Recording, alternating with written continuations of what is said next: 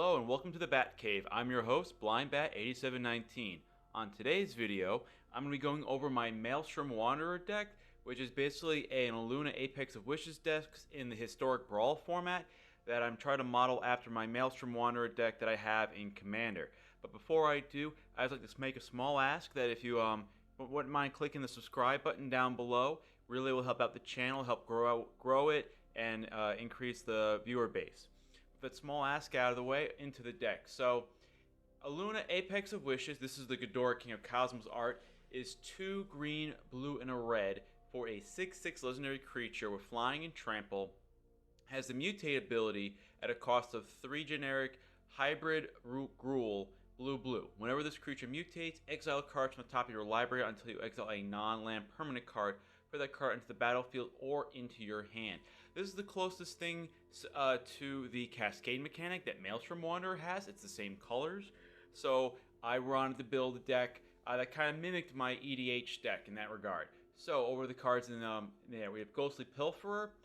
This is in here as a mutate target, and that he gives us card advantage from when he untaps, and can also make him unblockable by discarding a card.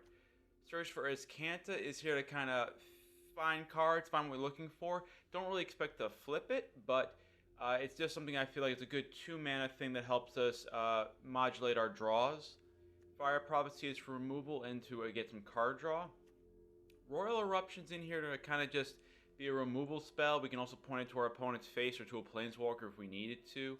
Lotus Cobra's in here because it's in the other deck, in the Commander deck. It ramps us. Paradise True is just a really good target for mutating. It ramps us. It has hexproof when it's untapped. Scavenging Ooze to deal with opposing graveyard strategies. Grove Spiral to help us draw a card and put ramp a little bit. Arcane Signet because it's ramp and we're in a 3-color deck. Hydroid Crisis to help us get some card draw and refill our hand later on in the game and hopefully be a big beater as well. Mystical Dispute, I'm trying to a little bit of a counter magic, hoping against this will be useful against a lot of. I expect some blue decks, a lot of blue decks in Historic, so I'm giving this one out a try for that in that regard. Cultivate is in here for ramp. Dryad of the Elysian Grove is also in here for ramp if we have an extra land in hand. Also mana fixes by making all of our lands basic land type in addition to everything else. Rada lets us play off the top of our library, sort of card advantage in that regard. We can play lands off the top, and she has first strike on our turn. And she gets bigger as the game goes on. We can pump her X+X for 6 mana, where X is the number of lands we control. Rhythm the Wild's in here to kind of make our spells uncounterable, our creature spells uncounterable, and to give everything Riot, our non-token creatures Riot, which I think will be useful to give ourselves some ramp. To give ourselves some little haste. Uro, card draw, life gain, ramp, and it could also, again, later on in the game, be a beater for us later on. Spark Double's in here. Just as a little copying theme. My EDH deck has a little bit of a copy theme, so he's always been a cool one to mutate into to get a second Illuna if we need to, which would be kind of cool. It's a little bit bigger. Thassa's Deep Dwelling's in here, kind of to reset, our mutate creatures to let us go wide. She's also in here to combo with the Terror of the Peaks, that once when we have a mutated creature and they blink away, if it's 3 creatures that were mutated on top of one another, they come back out as 3 separate creatures, which will then trigger Terror of the Peaks 3 times. Storm's Wrath as a board wipe and hopefully some Planeswalker removal. Goreclaw as some ramp. I think it's a fun creature we can mutate onto. Makes our attacking with large things more powerful. So to me, it's just a really fun creature to have in the deck. Solemn Simulacrum is for some ramp and some card draw when he dies. Repudiate, Replicate. It's in the 5 slot because split cards like this now count the entire cost of all the cards on it. In the past, it used to be one or the other, depending on what it was on the stack. So now this is in here for me because I played this in the last format, last Brawl format when the Ravnica cards were legal. I like the Replicate, again, to have a little more of a clone theme to it, and the Repudiate, sometimes stifling activated or triggered ability could be useful, especially if they're going to, wipe the board with Ugin, for example. So that would be a great play to keep up. Body Double, he's in the main EDH deck, and sometimes he's been fun when either you kill something from your opponent and you're able to make a copy of it, or they get rid of one of your our big threats, and then I'm able to, well, I have it again now. Thrix make our spells uncounterable that are expensive and make them cost one less. Flash and Flying, I've had a real pleasure playing with him, so that's why he stays in the deck. Terror of the Peaks. There is an enchantment that totally escapes me at the moment, but does the exact same thing as Terror of the Peaks, but it's an enchantment. It costs one more. But that's why Terror of the Peaks in the deck. He's also just a great finisher. And that was when I had some trouble initially building this deck, because trying to find the right blend of finishers and ramp stuff or accessory things. So I tried to start looking at it as what are the best card at this cost in each of the colors. So that's where, so as we go now later on, like starting with I think the 4 drops upward is where that starts to come through a little bit. Auspicious Sterix is another version of Illuna, lets us cast a thing for free if we're able to mutate on it. Nissa, who shakes the world, just a great 5-drop. She ramps us, so will let us get a lot more use out of lands. She turns our lands into creatures as well, so she becomes a force to reckon with. Sublime Epiphany, it is very modial. Count on one of their things, make a copy of one of our things. You'll never get all 5, but it's really sweet if you ever do get it. You usually get about, I say 2 to 3 on average. You're always going to draw the card and make a token of one of your things and probably bounce one of theirs. But you'll probably wait till you can counter something or stifle something before you cast this. Chandra Awakened Infernal, it's a great finisher in red, can't be countered, and once you put an emblem on the opponent, there's no way to get rid of it. So it's a great way to put a clock on our opponent, a slow-ticking clock initially, but it can build up over time. In worst case, she'll either wipe the board for us or deal with a problematic permanent creature or planeswalker. Ravager Worm, I like the modality he gets of both between rioting to choose to make him bigger, to make it, so we can fight something that's a little bit tougher, or giving him haste, as well as fighting a creature or destroying a land that we may not want our opponent to have. Agent of Treachery, it's love it or hate it, it is a very powerful card. So, and as you see, he's banned in Historic and Traditional Historic. So, he's probably something we want to play in a very powerful deck that we want to have, that I want to play. Star of Extinction is a board wipe that basically gets rid of just about everything, including a land. Godzilla or Yadara Wandering Monster. Again, this may be a pet card for me, but I like the fact that I could cycle him early to draw a card. I'm not going to lose him to the graveyard, and then later on in the game, he's just a hasty 8/8 trampler that our opponent has to deal with. Genesis Ultimatum. I like free stuff. That's why I like my Maelstrom Wanderer decks. So free stuff. I'm going to put that, this is why that's in the deck. And then N-Rays Forerunners, I think, is one of the best green finishers there are out there.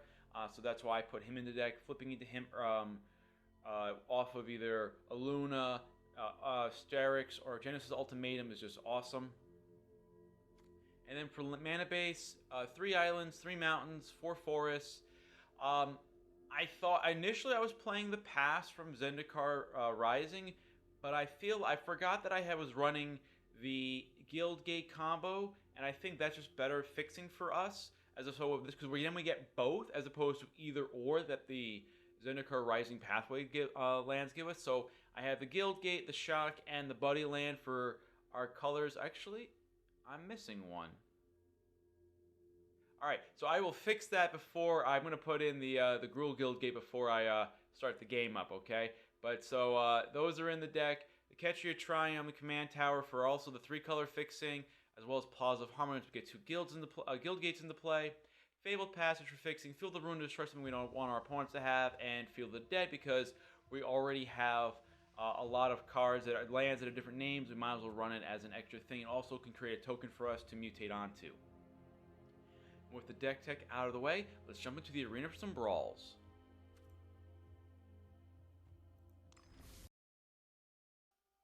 Alright, I'm going to keep this hand. We have Ketria Triumph into an island, or the Sulfur Falls for Paradise True. We have Royal Eruptions. We have some early interaction, early ramp. We're playing against Roozsta, piloting a Kumena Tyrant of Orazca deck. So this will most likely be a Merfolk tribal deck that we're going to try to have to get ahead of. Merfolks are a very synergistic deck that can get very difficult if they get ahead of you. Can get difficult to kind of keep up with. Let's just say hello to our opponents real quick.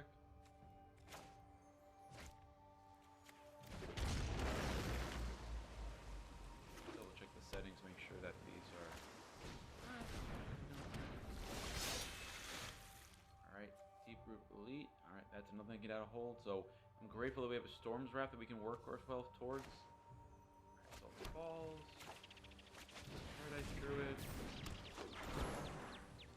So next turn we'll probably go play the island, ramp out into a Solemn Simulacrum. Probably get a green source, this way we can go towards a Nissa.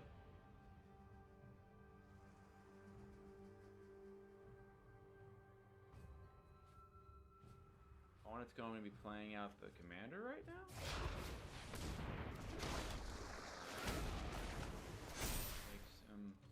This is what gets bigger. Alright, so that's probably going to get outside. It's really fit quickly now, actually. Alright, so we drew Uro, and that actually might be worth playing instead right now, because that'll gain us some life. We'll be able to ramp, and... Let's double check this. Draw a card, tap, can't be blocked. I'm worried about this getting too large that our Storm's Wrath won't do the trick. I think we'll be fine. So I'm going to play that out. Play the Uro. This way we'll drop in Field of the Dead. Since Field of the Dead comes into play tap anyways, as well as... So I find that's fine. This way we won't lose a turn on that. Is a Guildgate. I'll put the drop the Guildgate now actually instead. Colors would be a little bit more important. Given the choice right now, because it can help us build towards a Genesis Ultimatum.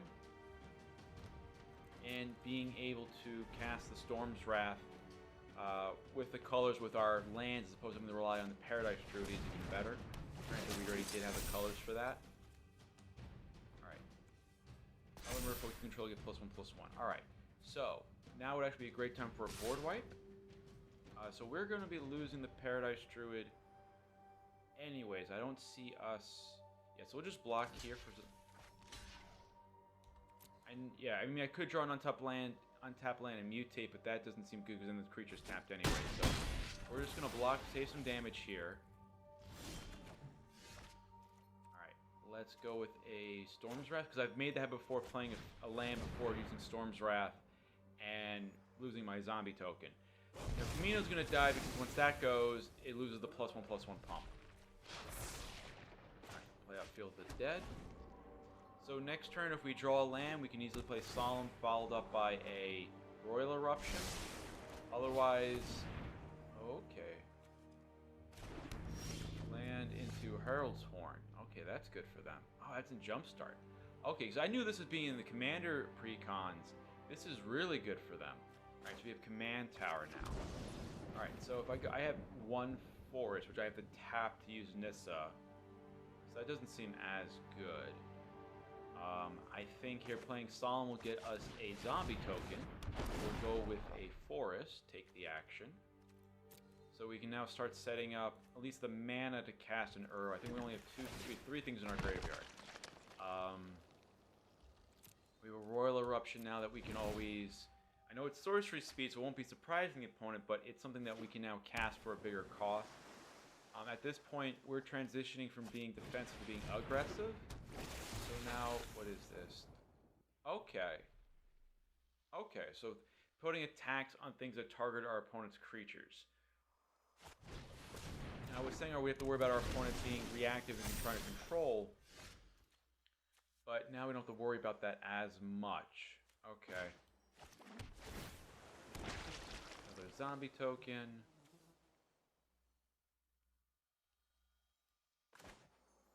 Let's see.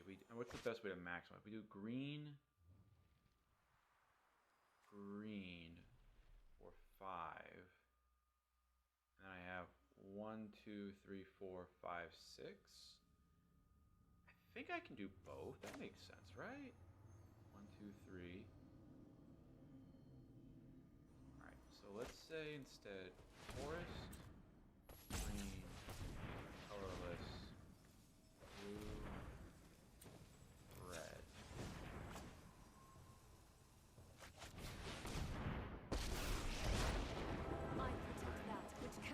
forest.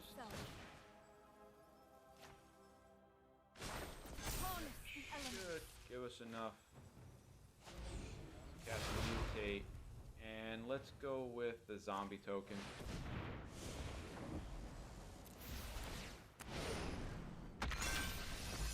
And we get the concession from our opponent. Okay. So I'm guessing they probably stumbled a little bit. But I think also the combination of having a Nissa and whatever I'm going to get off of Illuna here is probably be too much what they can handle with only having 2 cards in hand left. Alright, I'm going to keep this, partly because we have Fire Prophecy to deal with some early stuff. Our opponent, we're playing against HumbertCC, piloting a Jhoira Weatherlight captain. So it's probably going to be a historic deck, mostly artifact theme is what I would say. To try to get a lot of card advantage, so being able to kill her with Fire Prophecy would be pretty good if they don't have any countermeasures to back it up. But we can draw the Godzilla.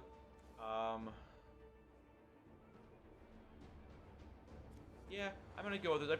I could argue for mulliganing and hoping to get one of our ramp starts, but I still think this should be fine. Say hello to the opponent. Okay, Arcane Signet, that's good. So we'll lead off with the Guild Gate.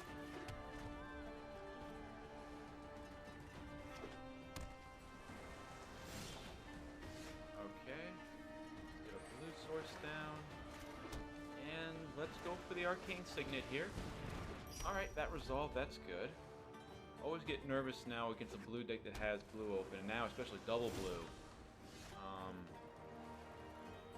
As much as I would love to get a Solemn Simulacrum out, I think that might be something I'm going to hold off on and just tap. Because, well, if we spend 4 and they counter it with 3, that just is a bad thing on us, and this way we force them to, you know, not do anything, and we're still sitting pretty in these effects. Perfect, okay. So we'll cycle him now. And then, alright, Rada, that's good.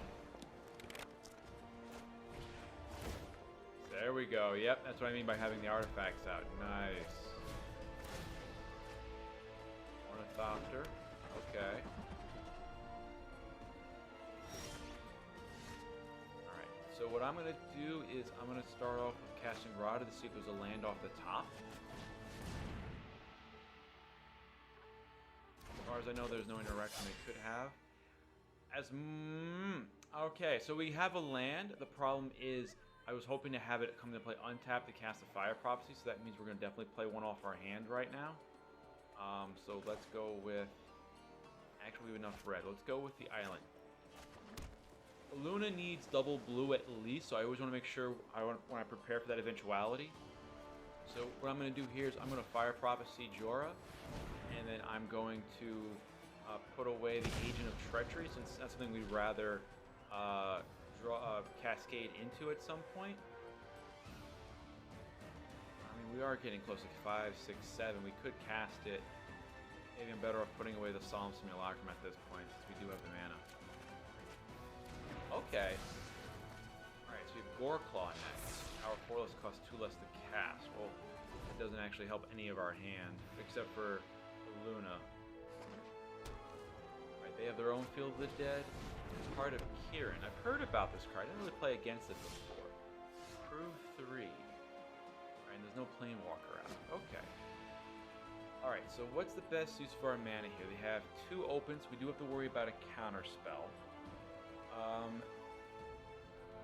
I would say let's go with 1, 2, 3, 4, 5. Again, as much as I want to play a thing off the top of the library, I think representing a possible pump with Rada might be better in case of any surprises. In this way, because I'd rather have Goreclaw or Nissa resolve.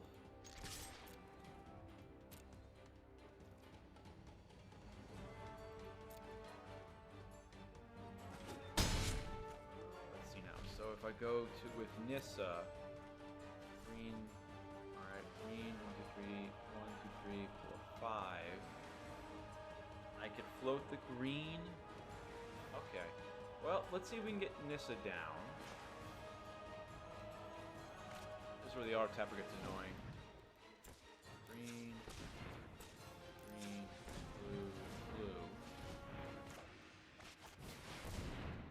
resolves. Seek shelter in my Add 2 green. Plus the stomping ground. The land shall conquer you. Add 2 more green. Cast a Gorklaw. Okay, so all that's survived. It didn't get countered. So, surprising. So it might mean they don't have counters in hand. They're not playing that style of deck. They can recast their commander right now, but I don't think there's much point in doing that. Rivers Review.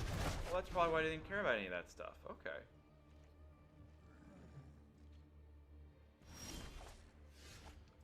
Okay, now. What is the best way to rebuild? If we had a land that came into play on tap, we could definitely have mutated into something. So, I would say let's start with Arcane Signet.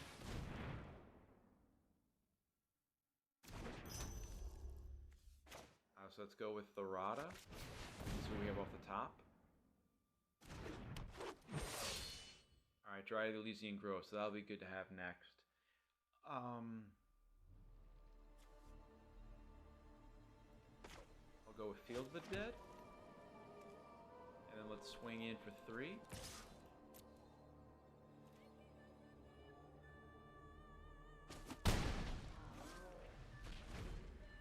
So I went with that 5 mana play as opposed to going for Nissa, mainly because I don't think it would have been. I would have had to tap the Stomping Grounds anyways to cast her, and I can't untap it for double mana.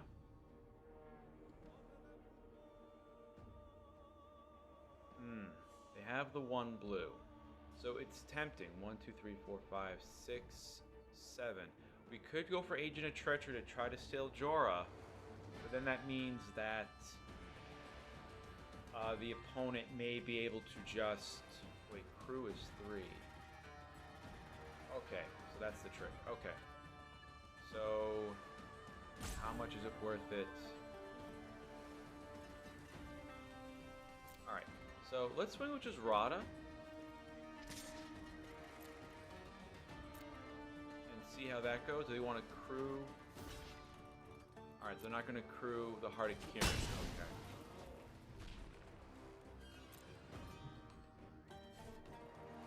Okay.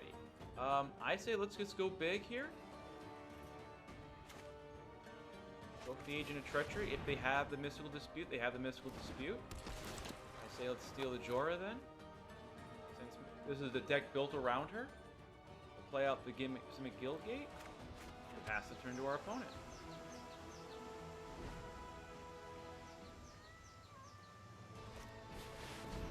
Meteor Golem. Alright, so that probably kills Jhoira then.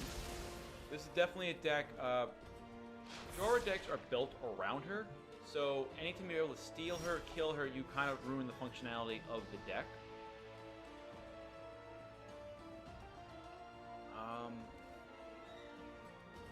I feel like this always hurts me, but I'm going to try, let's see, 1, 2, 3, 4, 5, yeah. I'm going to try mutating onto the plant, onto the land token. Land. Hopefully this doesn't ruin me like it usually does. Alright, do the over. I don't know why he becomes a 3-3. I never get that. Take the action. Play out Plaza Harmony, why not? Gain some life. That is really frustrating.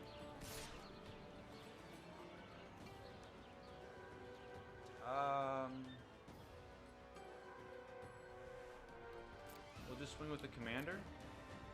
I'm okay if we trade here.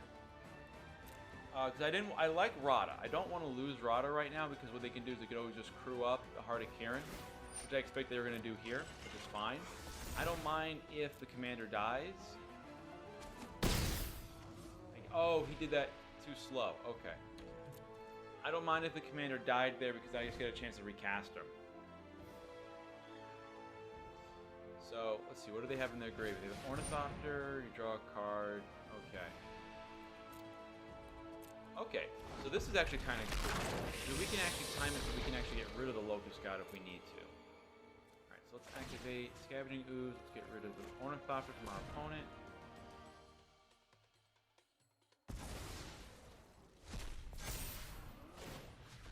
Get rid of the River's Rebuke. I don't think we have anything in our graveyard worth getting rid of. No. Alrighty. Land. Make a copy of. Can't draw a card, unfortunately. Alright, so lesson learned. Do not mutate onto land still. They still have that bug. Alright, next. Swing They have to block her. Does that represent a huge threat? Alright, next to blocks. So they got the timing right this time on the crewing.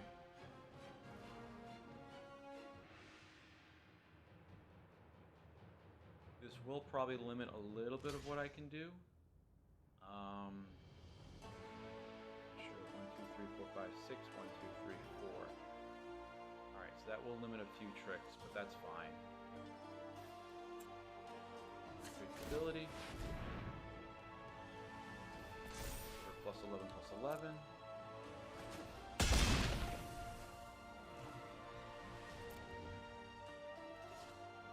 Alright. Let's play out Pride of the Elysian Grove. Drop the Guild Gate, which I think, there we go, number 7.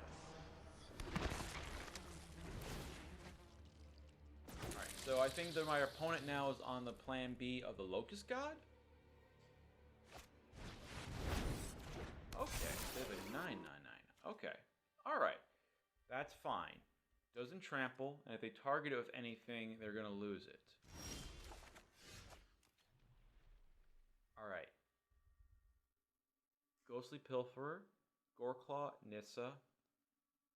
I think at this point we just copy Agent of Treachery.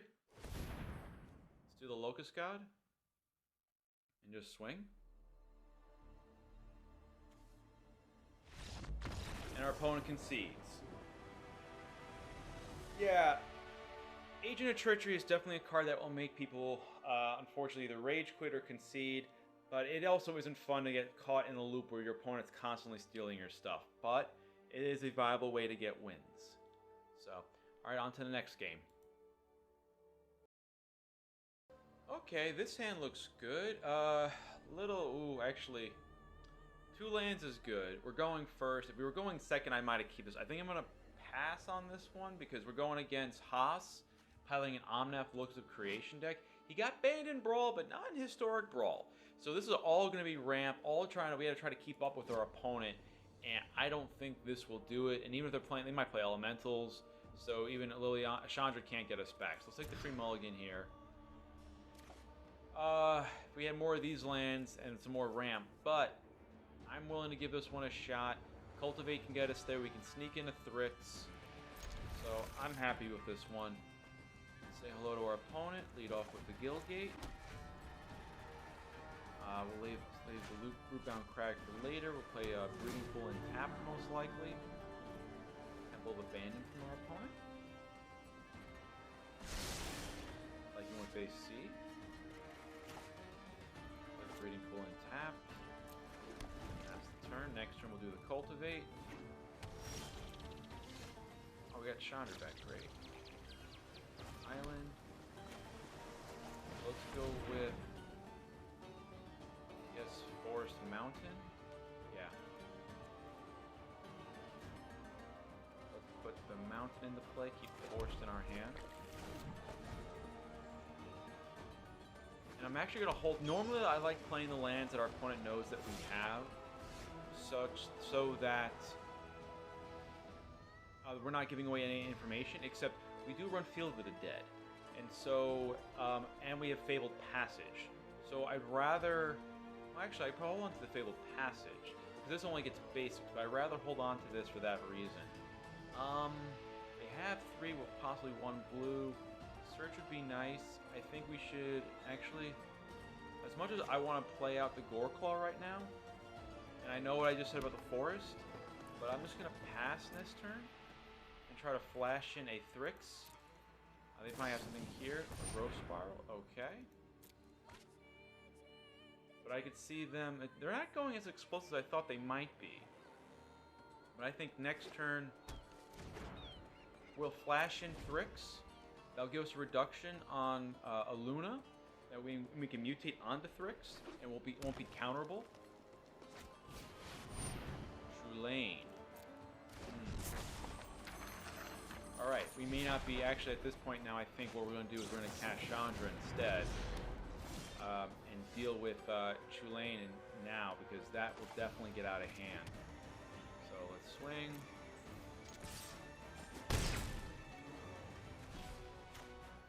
Chandra's cheaper. I know who I am, and no one is telling me what to do. Kill Chulane now. Glad I could help with your not being on fire problem. Now, I always feel like I always end up having a bad time with Chandra because I feel like I sometimes play her wrong, where I almost always should just +2 her.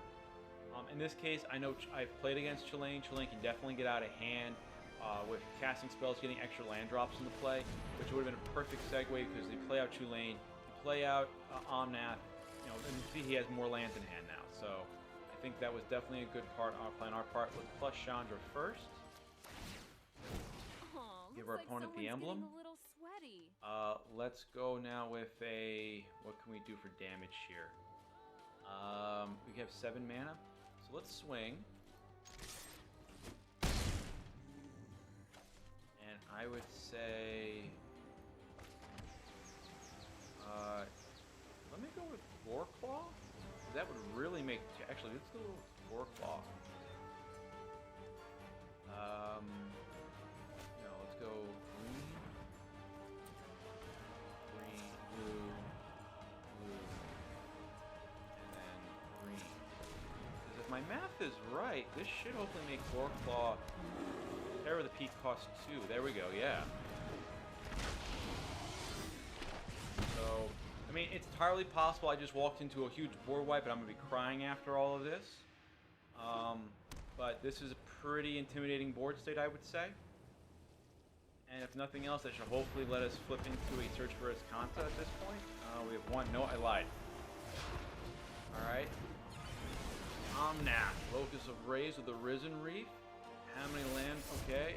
No more extra land drops? No. No, it's them? Ooh. 4-3.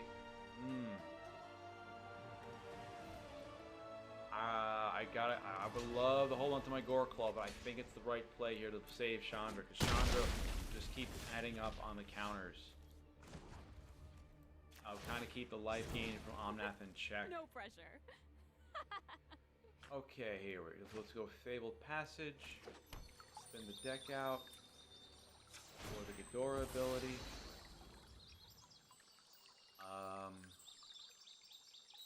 Go with blue just to make sure. So I want to cast. Alright, so 4 usually is 1 more. So this is 5. I want to cast 9 mana's worth of stuff. 1, 2, 3, 4.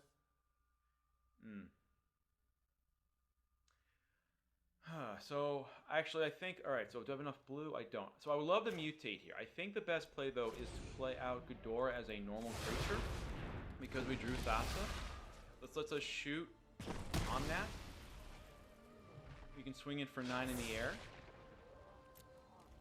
And then we can play out Thassa and shoot our opponent for another 6. By bringing back Illuna. And now the emblem will take care of our opponent.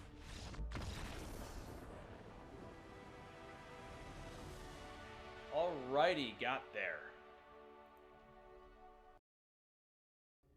Alright, we're going to mulligan this. No green mana, and it's 2 lands.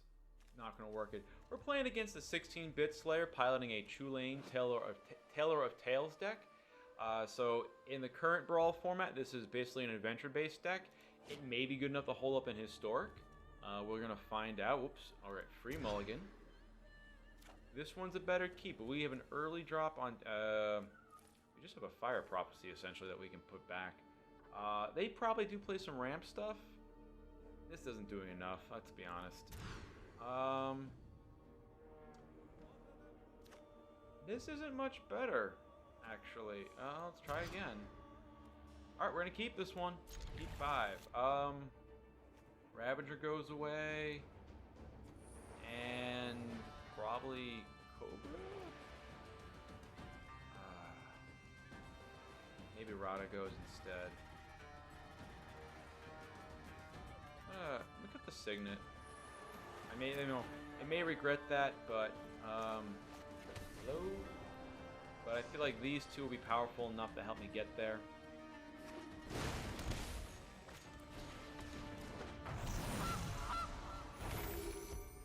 Maybe the Signet would have been better. If I played that, I could play Rada without having to play a land then. Rhythm of the Wild, nice. Alright, Command Tower, Lotus Cobra. So next turn I see us playing out Rhythm of the Wild. Just make things uncounterable, hopefully. Opponent let off with the turn to and the Ski Gate Reborn. Rishkar. They're really ramping fast. I have a feeling they're always picking up lands though. Returning lands to their hand. Mox Amber. Wow, they got all the fancy stuff out right now. Alright. Add a green. Play out Rhythm of the Wild. No attacks. So now they don't need the Gilded Goose to have a... with the +1/+1 counter, Rishkar allows it to tap for mana without having to sack for a food token, so that was kind of neat. But they're also playing a little. Okay, so they're really getting all their ramp out. So we have to. I'm afraid of really some scary stuff they might have now on the high end. They'll probably attack with the Rishkar unless they need the mana. Oh, they're gonna go mana. All right, so let's see now. 1, 2, 3, 4, 5. Wait, 1, 2, 3, 4. 5 off the Lotus Cobra. If it was a fetch land, that would have been 6. All right, so let's lord off with Rada then. And I think we're gonna give her haste. I'd rather be aggressive right now. I'm gonna give her haste. Play out the land. Add a blue, not that it matters. I guess I could have attacked with. Sorry, I could have played out the commander. And swung in for 5 and swung in for 6 in the air. That is one thing. Now that I see Asterix out, that's still a possibility that I might go with that. I'm hoping there is a land underneath Rada, otherwise we're going to be brawling into some problems right now. So ideally, if there's a land underneath Asterix, I can mutate, use landfall. There's no land. Okay. Alrighty. This is a little lackluster right now. So, I'm comfortable attacking here because I feel like with the first strike, I can get in for some damage, and it will take a few blocks. We're at a higher life total than our opponent at the moment. Again, still hoping to get that land drop. Now we have to be worried about with Chulane. Last pull Mimic comes in as a copy of Paradise? Okay. So I think the plan might change where we might use a Sublime Epiphany to counterbalance Chulane potentially. Let's play the land out. See what we have on top. Terror of the Beast.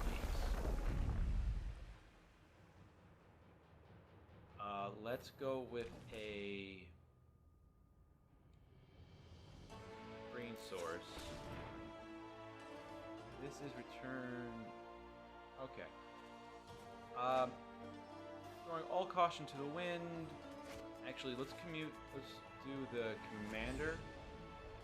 Because this way then I still have the Asparagus in my hand for 6 mana if I need to. So I'm going to mutate onto the Lotus Cobra on top.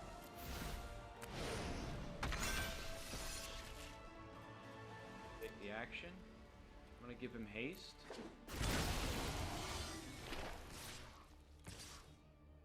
No point attacking with Roddick since she won't be able to get through this block with Chulane. So our opponent doesn't gain life off of Chulane, thankfully. They do gain life off the Earl, and they'll draw a few cards. So with the Cultivate on top of the library, that does let us basically get 2 lands essentially out of the deck. So that can we can get double landfall. Cast some bigger things. We can use the Sublime Epiphany then. We could use the Auspicious Sterix. Essentially, our opponent is dead to actually just playing out the Auspicious Sterix normally. It looks like Incubation Druid. So I don't know what they're drawing towards per se. They have 6 mana left over still. I don't think they have enough in their graveyard to cast Uro. It's possible they're going to board wipe at this point, so let's go with no blocks. We'll take the damage. Alright. Let's pay the 2 life to get the land.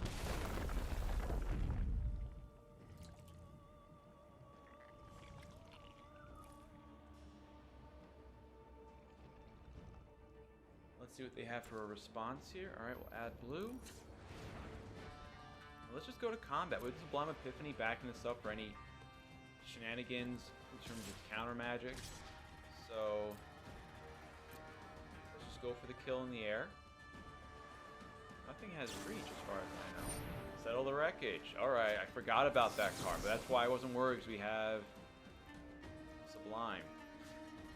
We'll bounce there that guy. Targeted creature. Copy of Tear the Peak. We're going to draw the card. And this should finish off the game nicely right here, actually.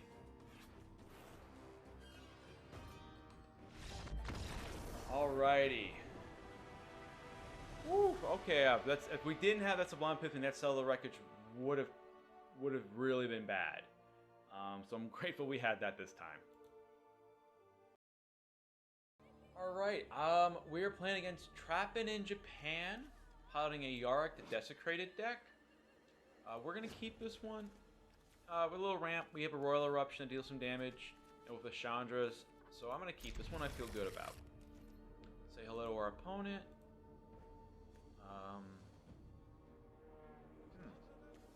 Let's see if the Sulfur Falls, since we can also play Force into Hinterland Harbor. Ooh, okay. Feel the Dead. That's not a good one to see from our opponent. So Yarok double ups enter the battlefield triggers. So we're going to expect a lot of that from our opponent. Nice. Let's see what we got here. 4 mana, we got Squat. So I'll just go with the Rhythm of the Walls right now. Scoot Swarm. Oh, that's going to be, that's the landfall. That's a landfall trigger. That's, yeah. Oh, that's going to be nasty. We don't have... Okay.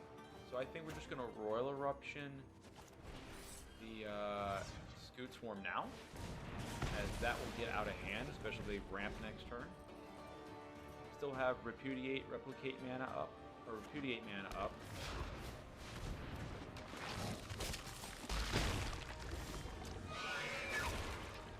Alrighty. So now we're in an awkward spot here. I think we Fire Prophecy at least the insect. Draw a card, and I think we'll go away with the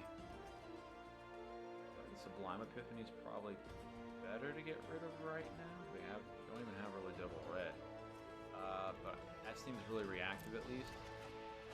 We get a command tower. That's good. Let's just go with the Dryad of the Elysian Road. Let's give her a +1/+1 counter. Not that it actually matters, because Yarok has Death Touch, so he went swinging into him anyways. Alright, double Uro triggers, or quadruple Uro triggers.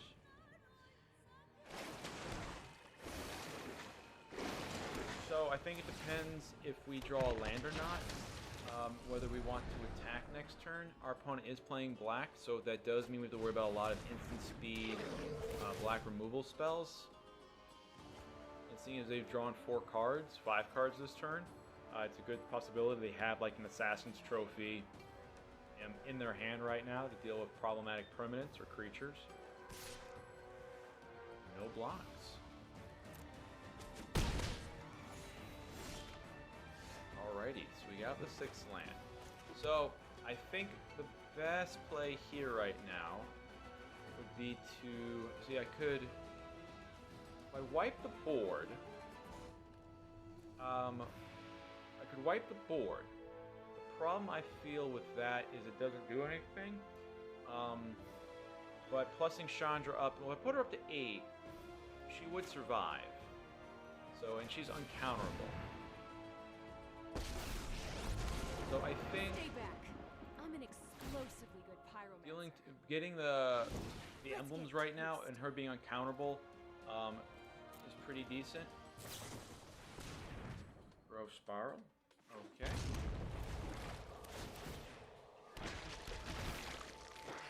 Yeah, so wiping the board wouldn't have done anything. I'd be in the same spot with less Chandra power. Oh, okay. So maybe wiping the board now would have been the right play. That was pretty sweet. What's coming at me? Okay, just the one thing's coming at me. Yeah, no blocks then. Let's just see how he has the damage again.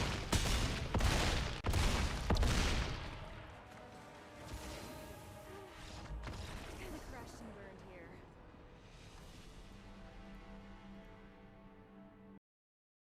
And that is the video for today. This deck has been was a lot of fun to play. We got 4 wins and 1 loss, so it's pretty good. The deck can kind of keep up so far with the Historic Brawl format.